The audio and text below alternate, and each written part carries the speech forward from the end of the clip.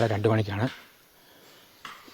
പിന്നെ ഹിന്ദുമത ആചാരപ്രകാരം സംസ്കാരങ്ങൾ നടക്കും.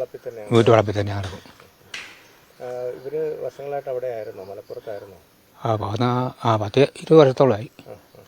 അവർ ജോലിക്കാണ് പോയി കഴിഞ്ഞാൽ കല്യാണമൊക്കെ കഴിച്ചത്. അത് കഴിഞ്ഞാണ് പിള്ളേരുണ്ടായി. പിള്ളേരവിടെ പഠിച്ചു. പിന്നെ അവിടെ പഠിച്ചു. പിള്ളേർക്കെല്ലാം എന്നോടാണ്. ശരിക്കും പറഞ്ഞാൽ നല്ല മിടുക്കനായിട്ട് പഠിക്കുകയൊക്കെ എല്ലാവരും പഠിക്കുമായിരുന്നു.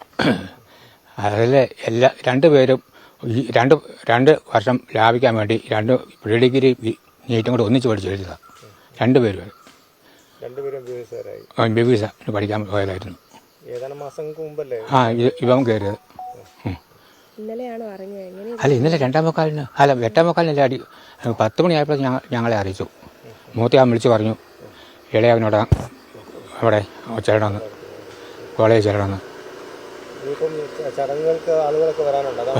അതെ.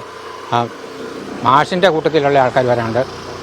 ഭാര്യയുടെ ജോലി നോക്കുന്നിടത്തുനിന്ന് വരാനുണ്ട്. അവർ അതിന് ബാക്കിയുള്ള ആൾക്കാരെല്ലാം അവിടെ അങ്ങോട്ട് കുറേ പേര് അങ്ങ് പോയിട്ടുണ്ട് രാത്രി തന്നെ.